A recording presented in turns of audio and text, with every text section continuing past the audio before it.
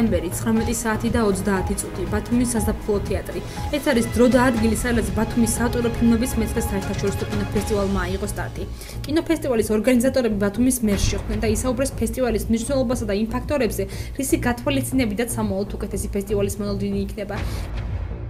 ეს არის შემთხვევა, რომელიც არის ძალიან სასიამოვნო ქალაქისთვის. მე პრეზენტაციის დროს, რომელიც იქნა წარმოდგენილი და მქონდა საუბარი თვითონ ამ ფესტივალზე, ფესტივალის არსზე, მხარდაჭერაზე, მის მნიშვნელობაზე, ვთვლი კიდე ერთხელ და გავიმეორებ, რომ ფესტივალის მნიშვნელობა არის ჩვენთვის ძალიან დიდი, იმიტომ რომ ის პირველ რიგში უკვე რამოდენიმე წელიწადია ხორციელდება და მიმდინარეობს ქალაქ ბათუმში და ყველაზე მთავარი და მნიშვნელოვანი ის არის, რომ ფესტივალმა თავის არსი არ დაგარქა და თავის ის კარგი, რაც უნდა ჰქონდეს ასეთ სახის შეკრებას. ეს იქნება ბათუმისთვის ძალიან კარგი, ვინაიდან უამრავი სტუმარი ამ პერიოდში, როდესაც ჩვენ ტურისტულ სეზონს ვასრულებთ უკვე და ესეთი არაჩვეულებრივი დრო დგება ეს სექტემბრის ამონაკვეთისა, იქნება ძალიან მიმზიდველი, უამრავი სტუმარი იქნება და ეს კიდე ერთხელ არა მხოლოდ ბათუმელებისთვის ბრწყინვალე დღეები იქნება, სადაც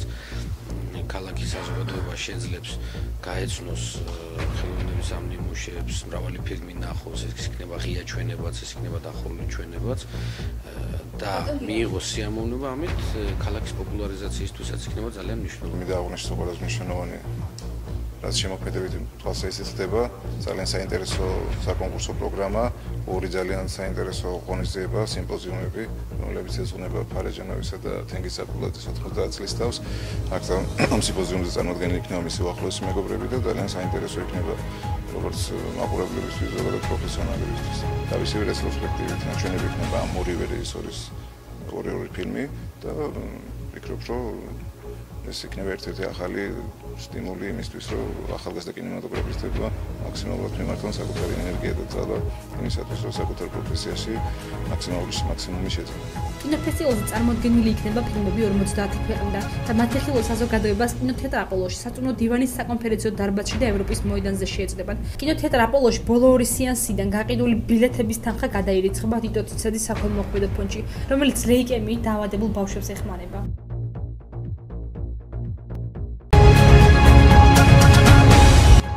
ბათუმის მერიაში რეორგანიზაციის მეორე ეტაპი დასრულდა. ცვლილებები ბათუმის მერმა ჟურნალისტებს შეხვედრაზე გააცნო.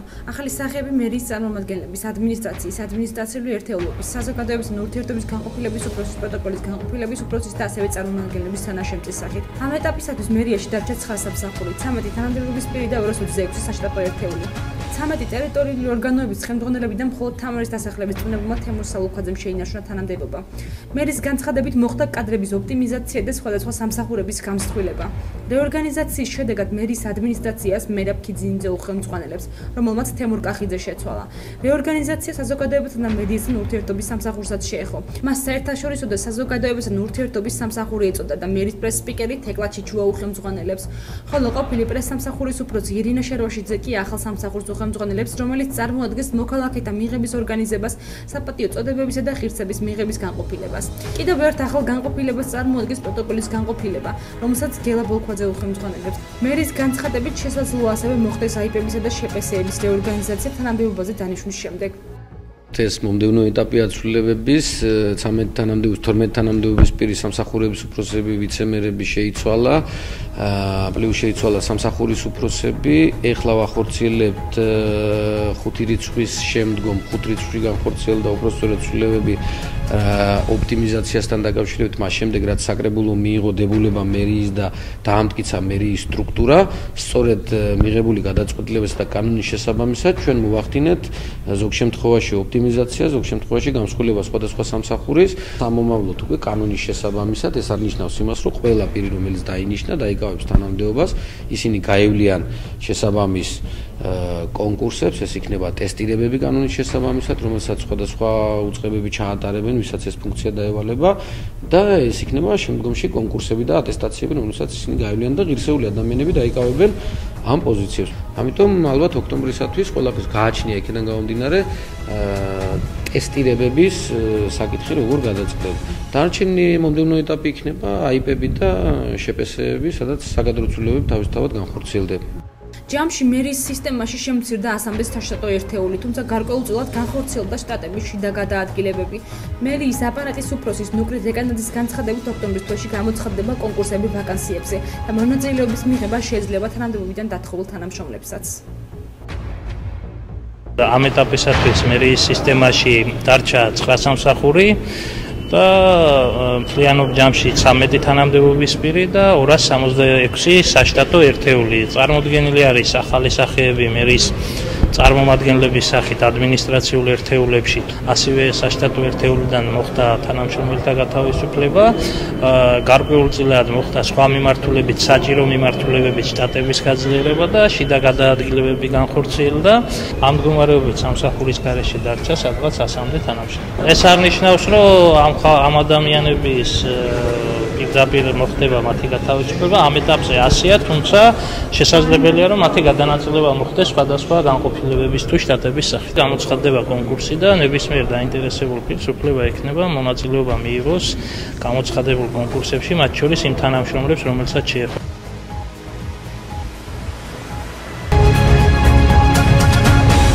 ბათუმის მუნიციპალიტეტის საკრებულოში აქტივების რუკისა და საინვესტიციო კატალოგის პრეზენტაცია გაიმართა. აქტივების რუკა გულისხმობს სისტემურ მიდგომას ქალაქის ქონების აღრიცხვასა და ყველა აქტივის სისტემატიზაციას. ღონისძიებას ორგანიზებას საკრებულოს საფინანსო-ეკონომიკური განვითარების კომისიის თავმჯდომარე თენგიზ აფხაზავა უწევდა. მისი განცხადებით, მოცემული პროგრამა არის გაეროს მიერ აღიარებული სისტემა, რომლის დანერგვაც იგეგმება ქალაქში და რომლის მეშვეობითაც მოხდება პროექტების მუშაობის ჩვენება და აქტივების შედგენით შედეგის მიღება. პრეზენტაცია სტრატეგიული კვლევის სააგენტოს, ინოვაციური განვითარების სააგენტოს, GF კაპიტალისა და სოციალურ-ეკონომიკური კვლევების კავკასიის უნივერსიტეტის წარმომადგენლებმა გამართეს. პრეზენტაციის ძირითადი ნაწილი დაეთმობა აქტივების რუკის პრეზენტაციას.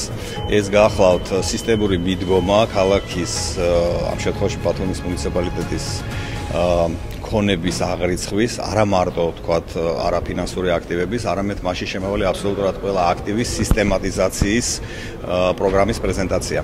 იმისთვის რომ ქალაქმა იცოდეს ბოლოს და ბოლოს რა ქონების გამკარგველი შეიძლება იყოს ერთი და მეორე როგორ მართოს სწორად ეს ქონება, მესამე როგორ დაგეგმოს სწორად ქალაქის განვითარების პრიორიტეტები და შემდგომი წლების ბიუჯეტები და პრიორიტეტული შავთ წინა 3 წლის ბიუჯეტი, როგორც ამას საბიუჯეტო კოდექსი ითვალისწინებს და შემდგომ სწორად შეძლოს დათვალოს ის შემოსავლები, რომლებიც მას შეიძლება მიიღოს სხვადასხვა პროექტებიდან. შემდგომი ნაბიჯი იქნება 16-ში ჩვენი საფინანსო და ეკონომიკური განვითარების კომისიის ხდომა, რომელზეც უკვე უფრო დეტალურად იქნება ყველა სამსახურის უფროსთან ერთად განხილული, თუ რა რესურსი დაგჭირდება ჩვენ იმისთვის, რომ შევადგენოს სწორედ აქტივების რუკა, აქედან რა თანადაფინანსება შეიძლება გამოყოს მერიამ და რა თანხა შეიძლება იქნას მოზიდული დონორებისგან. ვთვლით, რომ ბათუმის ერთ-ერთი უმნიშვნელოვანესი პროექტია, იმდენად, რამდენადაც თავად აქტივების რუკა უნდა გახდეს საფუძველი ქალაქის სტრატეგიული განვითარების გეგმის ეკონომიკური სტრატეგიული განვითარების გეგმის შესამუშავებლად და უნდა იყოს ასევე საინვესტიციო პოლიტიკის განვითარების და კონკრეტული საინვესტიციო პოლიტიკის შემუშავების საფუძველი. ეს არის პირველი ნაბიჯი, ანუ ინიციატივა მოდიოდა საკრებულოდან, ჩვენ ჩამოვედით და გავაცანით ეს პროექტი. ამ თემაზე განხორციელებას ჯერ არ არის საუბარი. ეს არის ალბათ მომავლის თემა, რომელიც უნდა, ვთქვათ, ესეთი სამუშაო რეჟიმში უნდა გადაწყდეს. მათ ქალაქის საკრებულოს გაცნეს ხედვა ბათუმის აქტივების რუკის შექმნასთან დაკავშირებით, რომელიც მოიცავს ყველა იმ ინფორმაციას, რის მფლობელიც არის ქალაქის მუნიციპალიტეტი. აქტივების რუკა უნდა გახდეს საფუძველი ქალაქის სტრატეგიული გეგმის შესამუშავებლად. პროექტის ევროპული კურსი ახალგაზრდა პოლიტიკოსების გაცნობიერებული არჩევანის პრეზენტაცია გაიმართა ბათუმის დემოკრატიული ჩართულობის ცენტრში. პროექტის იდეა ქვეყნის საგარეო კურსის მდგრადობისა და სტაბილურობის მიზნით ლიდერთა ინფორმირებულობის გაზრდას საქართველოსა და ევროკავშირის ასოცირების შეთანხმების შესახებ და ასევე მათთვის ისეთი მნიშვნელოვანი პოლიტიკური უნარჩვევების ჩამოყალიბების ხელშეწყობა, როგორც პოლიტიკური დოკუმენტის შექმნა, დებატებისა და საჯარო გამოსვლების უნარჩვევების გამომუშავება.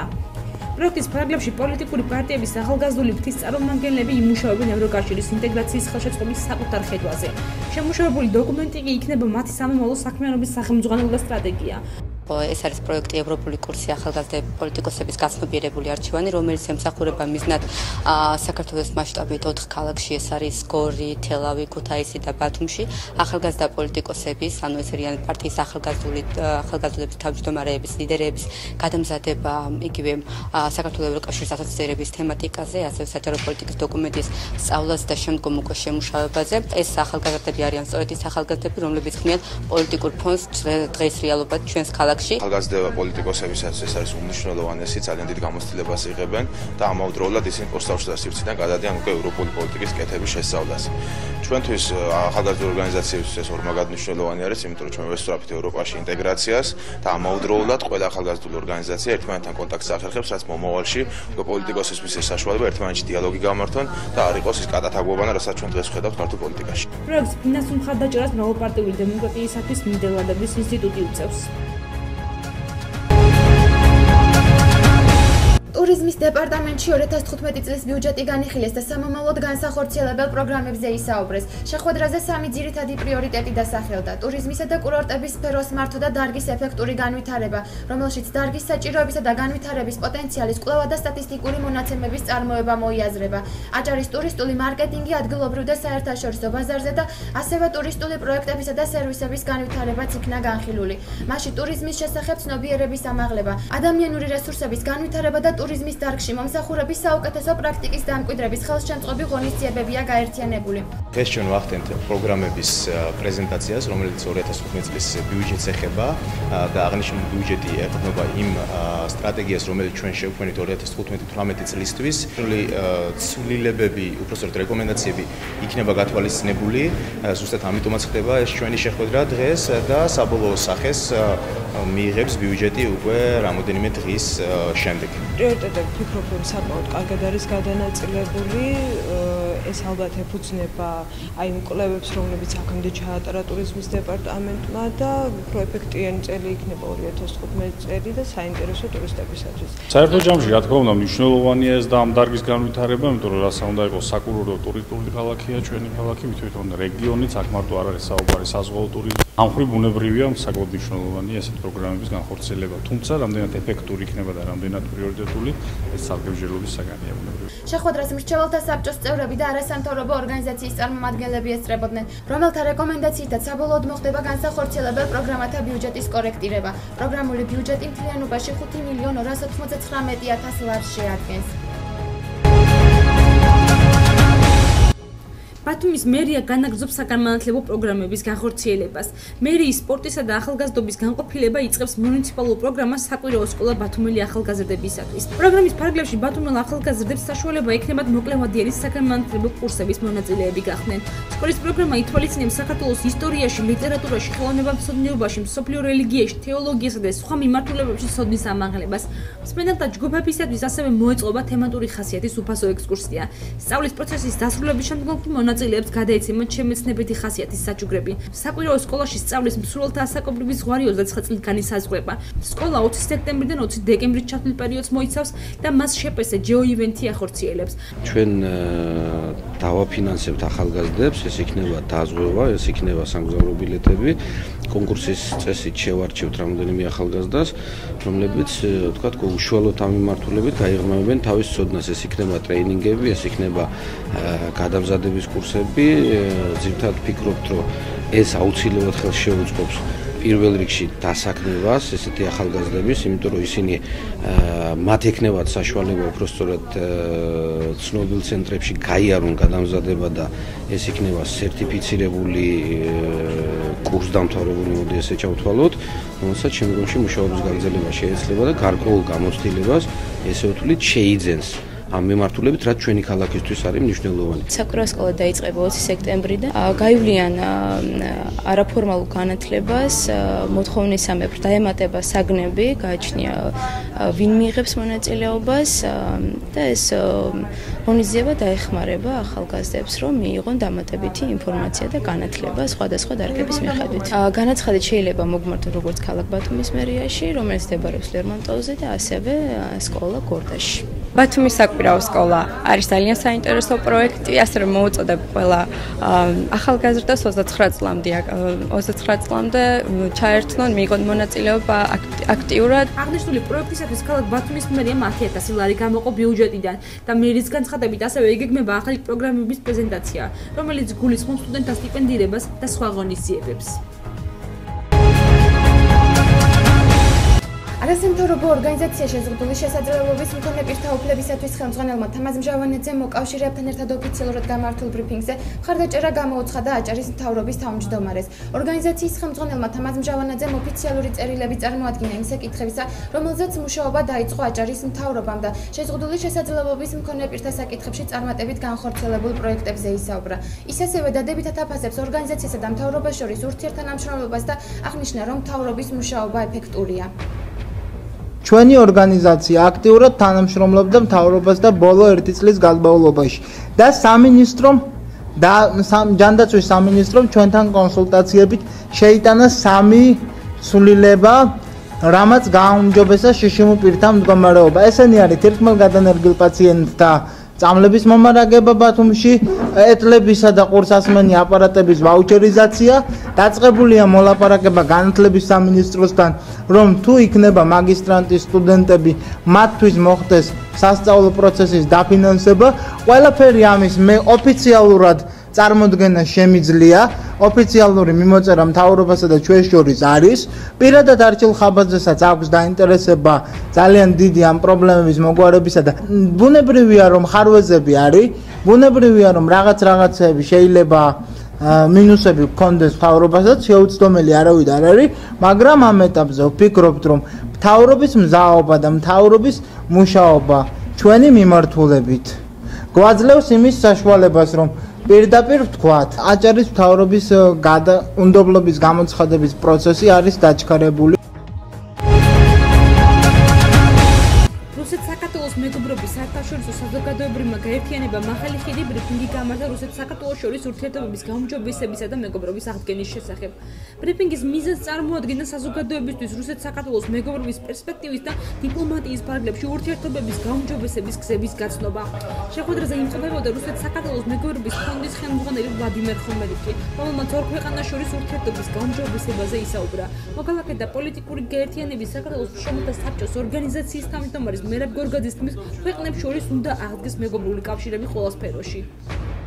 შეხვედრის მიზანი არის რუსეთის და საქართველოს ხალხებს შორის აღდგენა იმ ძველი ურთიერთობების აღდგენა. ჩვენ მოვიწვიეთ ბატონი ვლადიმერ ხომელიკი მოსკოვიდან არის, რომელიც გააცნობს დღევანდელ საზოგადოებას, დღევანდელი პოლიტიკის, დღევანდელი რუსეთის პოლიტიკა როგორ არის, რა მიმართულებაა და თუმცა რუსეთ-საქართველოს მეგობრობასთან დაკავშირებით. დღევანდელი პრესკონფერენცია უბრალოდ გახსნის მაგ პრობლემებს და დაასახელებს და მე მგონი ქართველ ხალხისთვის იქნება უფრო ღია რა ხდება, რა პოლიტიკა აქვს ჩემი აზრით რუსეთს, რა მეყავს და რა ბედი აქვს საქართველოს და რუსეთის მეგობრობის გაგრძელებაზე და დამაგრებას. მნიშვნელოვანია ჩვენი ქვეყნისათვის რუსეთის ფედერაციასთან ურთიერთობების დალაგება და გაუმჯობესება და ძველი ურთიერთობების აღდგენა. ჩვენ მეგვაჩნია რომ რუსეთის ფედერაციასთან უნდა აღდგეს მეგობრული კავშირები ყველა სფეროში, ეს იქნება კულტურული,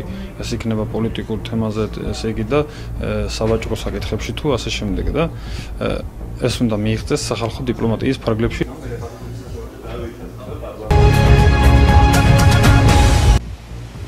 ბათუმის მუნიციპალური ინფრასტრუქტურის რეაბილიტაციის პროექტის მესამე ეტაპის ფარგლებში განსახორციელებული სამუშაოების პრეზენტაცია გაიმართა. გამოცხადებული საერთაშორისო ტენდერის პირველი პაკეტის მეოთხე ლოტის ატენდერო წინადადებები განიხილეს. მეოთხე ლოტი ითვალისწინებს ეგრეთ წოდებული ჭაობის ტერიტორიის წყალანირების ქსელის სრულ რეაბილიტაციას, ასევე ბეთვითდენითი კოლექტორებისა და საწინაო კოლექტორების რეაბილიტაციას წყალანირების ბესატომის ადგურიდან ნადლიის გამწმედ ნაგებობამდე. წყალანირების ქსელის რეაბილიტაციას ჭავჭავაძის, გოგებაშვილის, შავშეთის, პუშკინისა და გრიბოედოვის ქუჩებზე. მესამე ფაზის სრული პაკეტის საერთო ღირებულება დაახლოებით 56 მილიონ ევროს შეადგენს. სამუშაოები KfW გერმანული ბანკისა და ადგილობრივი თანადაფინანსებით ხორციელდება. ხება აქტიურად მესამე ფაზა იმ სარეაბილიტაციო პროცესებისა, რომელიც შეეხება ქალაქის დარჩენილ ნაწილს, როგორც თქვით, ეს არის ჭაობი, ბონიგარადოკი, ბენზებარცხანა, თამარის დასახლება, მახინჯაური ეს პროცესი ეხლა იწყება და განგრძობადია უშუალოდ ჩვენ მქონდა მეოთხე ლოტზე ეხლა საუბარი, მეოთხე ლოტის პაკეტები გაიხსნა, ანუ პირველად სარეაბილიტაციო პროცესი დაიწყება ჭაობიდან, შემდგომ მეორე ლოტის პირველი სტადია დაიწყება, იქაც სხვადასხვა კომპანიები მონაწილეობენ. ამ შემთხვევაში დღეს გაიხსნა პაკეტები, მონაწილეობდა 3 კომპანია. თვის ბოლოსათვის ზუსტად 2 კვირის თავზე ჩვენ ამ შედეგებიდან გამომდინარე გვეცოდინება გამარჯვებული კომპანია. და 2 კვირიდან დაახლოებით 1 კვირაში კიდე ჩვენ გავაფორმებთ ხელშეკრულებას ამ კომპანიებთან და ოქტომბრის დასაწყისში რეალურად სამუშაოებს დავიწყებთ მითებული მეოთხე ლოტის შესაბამისად და ეს პროცესი გაგრძელდება.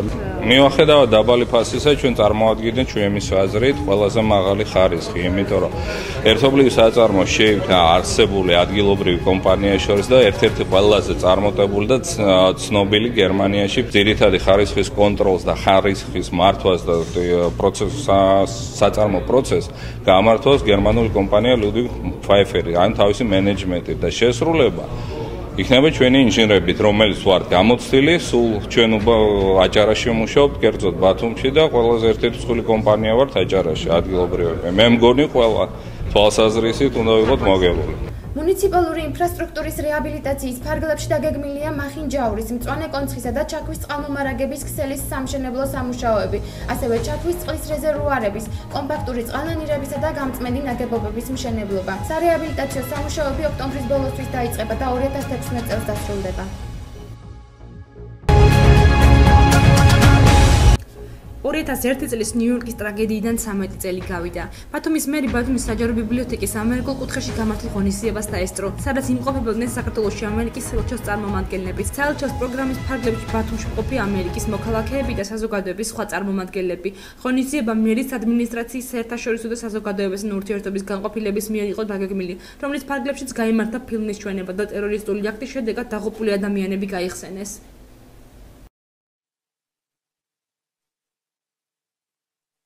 ფილმიც ვნახეთ, შეხვედრის მიზანი ის იყო, რომ კიდე ერთხელ თანადგომა, კიდე ერთხელ სამძიმარი იმ განსაცდელი ჟამს, რომელიც 2001 წელს ედგა ამერიკელებს, ეს იყო საერთო განსაცდელი ყველასათვის, აქ არ იყო სხვაობა ამერიკელებსა და ქართველებს შორის. დღეს აქ მოსვლით კიდე ერთხელ ჩვენი მოუძალებული გულისტკივილი და თანადგომა გამოვხატეთ ჩვენს ამერიკელ მეგობრებს და გავიხსენეთ ის დღე, როდესაც ეს ტრაგედია მოხდა ამერიკის შეერთებულ შტატებში 13 წლის წინ. სანამ ეს სენი, რასაც ქვია ტერორიზმი არ იქნება დამარცხებული ბოლომდე, ერთ-ერთი სახელმწიფო, ერთ-ერთი ერი, რომელიც კეთილმოსურნეა და მშვიდობის აკეთება ვერ დაისვენებს და ვერ დამშვიდდება, სანამ საბოლოოდ კიდევ ერთხელ ამბობ, ეს სენი არ იქნება დამარცხებული. დიდი მადლობა მითხრა პირველ რიგში უთხრა მერიას, ბათუმის, ქალაქ ბათუმის მერიას, ბიბლიოთეკას, ამერიკულ კუთხეს ამ ღონისძიების ორგანიზებისთვის და ხო უყურეთ შემზარავ კადრებს რამდენიმე წუთის წინ და კიდევ ერთხელ დავწმუნდით და კიდევ თავიდან განვიცადეთ ის ტრაგედია და კიდევ ერთხელ დავწმუნდით სულ რომ ეს არ იყო მხოლოდ ერთი ქვეყნის ტრაგედია, არამედ მთელი მსოფლიოს ტრაგედია. ამერიკის შეერთებული შტატების საელჩო საქართველოში მადლიერია ქართული ხალხის თანადგომისთვის, რასაც ისინი ახორციელებენ ანტიტერორისტულ საქმიანობაში. ყოფილი პოლიტპატიმრები აჭარის მთავრობის თავმჯდომარის გადადგომის მოთხოვნით შეიკრიბნენ. მერაბ გორგაძე აჭარის მთავრობის უნარობას უსვამს ხაზს, რის მაგალითადაც ქობულეთში მომხდარი ფაქტი მოჰყავს. მისი განცხადებით, მთავრობის საკადრო პოლიტიკის უკონტროლობის შედეგად შესაძლოა დაიწყოს სერიოზული რელიგიური დაპირისპირებები და კონფლიქტები. მერაბ გორგაძე და მისი თანამოაზრეები მოითხოვეს სპეციალური კომისიის შექმნას, რომელიც გამოიძიებს უკანონოდ ჩადენილ ქმედებებს. დავინახეთ ამაში ნიშნები იმის, რომ რეგიონში მოხდეს დაპირისპირება რელიგიებს შორის. ამისთვის აჭარის მთავრობა ვერაფერს ვერ აკეთებს ან არ აკეთებს და მხოლოდ უყურებს. ეს არის უნარობა არჩილ ხაბადის, ის არის აჭარის მთავრობის თავმჯდომარე და უნდა მიიღოს ზომები, რომ ასეთი ფაქტები აჭარაში არ მოხდეს. კობულეთში მომხდა ფაქტთან დაკავშირებით კომენტარი აჭარის მთავრობის თავმჯდომარემ სოციალური ქსელის საკუთარ გვერდზე გააკეთა. არჩილ ხაბაძის აზრით მომხდარი ფაქტი იმ ძალების მიერ იყო პროვოცირებული, რომელსაც ქვეყანაში ნებისმიერი ხალხი დესტაბილიზაცია სურთ და მოუწოდებს საზოგადოებას ნუ გახდებიან პროვოკაციის ობიექტები. გიყვარდეს ბათუმი და უყვარდე მასაც. რას ნიშნავს ბათუმელობა თითოეული ბათუმელისათვის? ამ ერთ კითხვაზე გაცემული სხვადასხვა პასუხი. საინფორმაციო გამოშვების ყოველკვირეულ რუბრიკაში ბათუმელი. რას ნიშნავს იყო ბათუმელი? საერთოდ ქალაქული ცხოვრების ყაიდა არ ყალიბდება მოკლე პერიოდში. ძალიან ცოტაა საქართველოში მკვლევარები, რომლებიც იკვლევენ ამა თუ იმ ქალაქის ქალაქური ცხოვრების ისტორიას, ტრადიციებს. მე მკითხულობ ინტენსიურად აი იმ მეცნიერთა თუ საზოგადო მოღვაწე და ადამიანთა აზრებს, რომლებიც ქალაქური ცხოვრების წესების კვლევებს აწარმოებენ.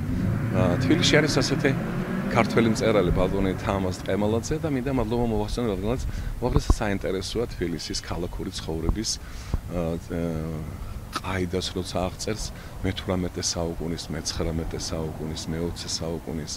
ბათუმში, რა თქმა უნდა, რამდენიმე პიროვნება არის, რომლებმაც ჰქონდათ მცდელობა და ძალიან საინტერესო იყო ბატონი თემურა, ცხონებული თემურას ყომახიძის მოსაზრებები ბათუმისა და ბათუმელობისთან დაკავშირებით, ბატონი რამაზ სურმანიძის ვიტყოდი. ისტორიული თვალსაზრისით, რა თქმა უნდა, საინტერესოა ბატონი ოთარ გოგალიშვილის მოსაზრებები ქალაქის განვითარებასთან დაკავშირებით. საინტერესოა იმით, რომ ბათუმის ისტორია, ქალაქის ისტორია პრაქტიკულად სულ რაღაც 150 წლის ისტორია გააჩნია მას და ძალიან მნიშვნელოვანი როლი შეასრულეს, რა თქმა უნდა, იმ არამონოკულტურის, არამედ ესე იგი კულტურალური ერთობლიობის წარმომადგენლებმა, რომლებიც იყვნენ ბათუმში, ესენი იყვნენ, რა თქმა უნდა, ქართველები, სომხები, იუდეველები, რუსები, უკრაინელები, აზერბაიჯანელები, განსაკუთრებით ტექნიკური საქმიანობის, ანუ ტექნიკური სპეციალობის მატარებლები და აი სწორედ აი ამ ადამიანებმა ერთობლივად შექმნეს ქალაქის ცხოვრების მთელი რიგი წესები. მინდა მოგახსენოთ, რომ საერთოდ არსებობს ესეთი მეცნიერება, რომელსაც ქვია გეომატრია. იგი მე-20 საუკუნის ბოლო მე-4-ში ჩამოყალიბდა. ეს არის ადამიანთა ხასიათის კვლევა მათი გეოგრაფიული ადგილმდებარეობის მიხედვით. ანუ როგორ ხასიათდებიან ადამიანები, რომლებიც ცხოვრობენ იქ, სადაც ხმელეთს აქვს ურთიერთობა ზღვასთან. აი ზღვისპირა რეგიონში მცხოვრებ ადამიანთა ხასიათები ძალიან გავს ერთმანეთს. მე მხედველობაში მაქვს აი ბათუმელთა ხასიათი ახლოს დგას სოხუმში მცხოვრებ ადამიანთა ხასიათთან, ოდესაში მცხოვრებ ადამიანთა, სალონიკებში, სტამბულში. ანუ ძალიან ბევრი ერთნაირი ნიშან-თვისებები გააჩნიათ. მინდა ასევე შევახსენოთ ჩემს მაყურებელს, რომ დედამიწაზე 2/3 მოსახლეობის ცხოვრობს ზღვასთან, მდინარესთან, ტბასთან ახლოს. იმიტომ რომ ეს ძალიან მნიშვნელოვანი, ასე ვთქვათ, ენერგორესურსის წყაროა. მე გულისხმობ ზღვასთან ცხოვრება ძალიან მნიშვნელოვან როლს ატარებს ადამიანის ხასიათში და ფსიქოლოგიის ჩამოყალიბებაში. და ისეთი როგორც ლამაზია შავი ზღვა, ასეთივე ლამაზი არიან ადამიანები, რომლებიც ცხოვრობენ ბათუმში, ზღვისპირეთში საერთოდ. შეიძლება ისინი ამას ვერ ამჩნევენ, მაგრამ საკმარისია დღეში თუნდაც ერთხელ დაენახონ ზღვა, ისინი ყოველდღე ამ ზღვიდან ღებულობენ იმ სილამაზეს, რაც ზღვას როგორც უდიდესი ენერგიის წყაროს შეუძლია ადამიანს გადასცეს. ამიტომ ბათუმელობა არ შეიძლება განხილული იქნეს როგორც რაღაც დროებითი მოვლენა. იგი საკმაოდ სერიოზული ხანგრძლივი დროის განმავლობაში ყალიბდება ტრადიციის, მოვლენების, ფაქტების და რა თქმა უნდა იმ პიროვნებების მეშვეობით, რომლებიც ამ ქალაქში ცხოვრობდნენ, არსებობენ და ქმნიან როგორც ქალაქის ისტორიას, ასევე ამ ქალაქში მცხოვრებთა კულტურულ დამოკიდებულებას გარემოსთან. ბათუმელობა ძალიან დიდი ღირსებაა და მას ძალიან დიდი გაფრთხილება ჭირდება. ახლა საქართველოს აგაკუნებს ევროპის ოჯახის კარებზე და სურს შევიდეს ევროპაში. მე მას წარმატებებს უსურვებ, მიესალმები, მაგრამ ამავე დროს აი ეს ევროპის ოჯახში გაწევრიანება ჩვენ ძალიან სერიოზულ ვალდებულებებსაც დაგვაკისრებს და მათ შორის ბათუმელებსაც, იმიტომ რომ ბათუმში უნდა იქნეს შენარჩუნებული კარგი ტრადიცია და ამას უნდა დაემატოს ის ღირებულებები ევროპულ ოჯახს გააჩნია. ამ შემთხვევაში ჩვენ ნამდვილად ღირსეულ ადგილს დავეკავებთ ევროპულ ოჯახში და ბათუმელებიც მით უმეტეს. ჩემი მეგობრები, რომლებიც ადრე ზღვაოსნები იყვნენ და საზღვაო საქმიანობას ეწეოდნენ და მე ვეკითხებოდი რომ აი ხანძლები დროის განმავლობაში, როდესაც თქვენ მოცილებული ხართ, ყველაზე მეტი რა გენატრებათ მეთქი? ბათუმი გვენატრებაო, ბერეგი გვენატრებაო. ესე იგი, მეზღვაურს, რომელიც რამდენიმე თვის განმავლობაში ზღვაში იყო, ბათუმში რო ჩამოდიოდა, ისევ ზღვის სანაპირო და ბათუმის ცხოვრება და ყოველდღიურობა ენატრებოდა. აი ესენი არიან ბათუმელები. ბათუმელები იყვნენ, რა თქმა უნდა, დიდი იუსუფ კობალაძე, ბათუმელი იყო ცნობიერებით, ცნობილი ექიმი ყადիր შერვაშიძე, ასევე ჩემი ბაბუა, ცხოვრებული მურღად გუნთაიშვილი და ძალიან ბევრი პიროვნებები, რომლებმაც განსაკუთრებით მინდა ხაზი გაუსვა ბათუმელთა ცნობიერების ჩამოყალიბებაში 100 წლის წინადელა მოვლენება, როგორც იყო წერა-კითხვის გამავრცელებელი საზოგადოების აქტიური წევრების დამოკიდებულება აი ამ ქალაქის ცხოვრებაზე. უჩინ-მაჩინის ჯოხი რომ გამაჩნდეს, ალბათ პირველ რიგში ბათუმელებს უსურვებდი, რომ დარჩენილიყვნენ თვითმყოფად ბათუმელებად. მეორე, თუ შემეძლებოდა რომ ბათუმის მომავალი განმეჭვრიდა როგორმე და მეთქვა, რა თქმა უნდა, ბათუმელებმა უნდა ვიზრუნოთ, რომ ძალიან დიდი ხმაურია ქალაქში. სატრანსპორტო საშუალებების უზომოდ მატებამ შეაწუხა ქალაქის, როგორც მასპინძელი, ასევე სტუმარი. სატრანსპორტო საშუალებების ქალაქის ინფრასტრუქტურის თუ სხვაგვარად არ მოწესრიგდა, ურთულეს სიტუაციაში არის ქალაქში ხმაური. ძღოლები დაუკითხავად აძლევენ ხმოვან სიგნალებს. სატრანსპორტო საშუალებები ძველია, გამოსცემენ დამატებით ხმებს და დღეღამის ნებისმიერ დროს უაღრესად შემაწუხებელი ხმაურია ქალაქში. მერწმუნეთ, ევროპული ქალაქები ასეთი ხმაურიანები არ არის. იქ ყველა ცდილობს, რომ ქალაქში დასახლებულ ურბანულ დასახლების ადგილში რაც შეიძლება ნაკლები იყოს ხმაური. მესამე რა თქმა უნდა, ეს არის სისუფთავე. რა თქმა უნდა, ქალაქში მუშაობს დასუფთავების სამსახური, მაგრამ რაც არ უნდა მაღალი ხარისხით მუშაობდეს ის, თუ ადგილობრივი მოსახლეობა და სტუმრებიც მათ შორის არ დაიცავენ სისუფთავეს და არ დაანაგვიანებენ ქალაქს, არადა ჩვენ ქალაქში თქვენ ნახავთ ძალიან ბევრი ურნებია, მაგრამ გადით ზღვის პირას ტერიტორიაზე, ბულვარში ნახავთ ძალიან ბევრ აბსოლუტურად დაანაგვიანებულ, დაჭუჭყიანებულ ადგილებს, რომელსაც მხოლოდ ადამიანთა მონდომება და მათ შორის პირველ რიგში ბათუმელებმა უნდა აჩვენონ პირადი მაგალითი იმისა, რომ ჩვენ გვიყვარს მხოლოდ სუფთა მოვლილი და ქალაქი, რომელსაც იგრძნობა, რომ აქ ადამიანები იცავენ არა მარტო ოჯახში სანიტარულ გიგიენურ პირობებს, არამედ ქალაქშიც. შემდეგი ჩემი სურვილი, რა თქმა უნდა, იქნებოდა ის, რომ ქალაქში შექმნილიყო, რადგანაც კურორტია, კურორტის სანიტარული დაცვის ზონები.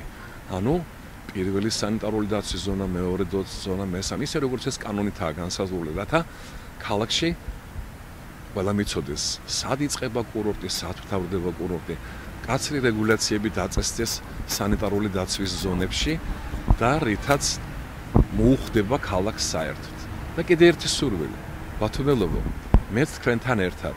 თუ თქვენ მე ხედავთ ქუჩაში და ალბათ ხედავთ, მე როგორც კი დავინახავ ავტობუსს, სატრანსპორტო საშუალებას, რომელშიც მზიან ტურისტები და დიდი ინტერესით იჩქერიან ქალაქში.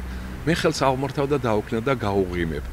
ეს ჩემთვის პრაქტიკულად პრობლემას არ წარმოადგენს, მაგრამ მერწმუნეთ, იქ მსხდომი ნებისმიერი სტუმარი ხედავს, რომ მათი ქალაქში ჩამოსვლა არა მარტო მათი ინტერესი იყო, არამედ ქალაქელებს, ბათუმელებსაც უხარიათ, რომ ისინი ქალაქში მრავლად არიან. როცა ხედავთ, რომ ქალაქში მოძრაობენ სტუმრები და ესე იგი რაღაცით შეშფოთებულებიც არიან, შეეკითხეთ, ხო არ შეუძლიათ დაიწყეთ დახმარება, აღმოუჩინოთ, დაამშვიდოთ, თუ გეუბნებათ სტუმარი რომ რა ამბავი ამდენი წვიმები, უთხარით რომ არავით არის, ეხლა ხვალ ერთ საათში გამოვამინდი, გაუღიმეთ სტუმრებს, ამით ჩვენ იმის გარდა რომ ვიქნებით წყნარი და ჩუმი ქალაქი, ვიქნებით სუფთა, ვიქნებით ღიმილიანი ქალაქიც. აი ამას გისურვებდი ყველა თქვენთაგანს.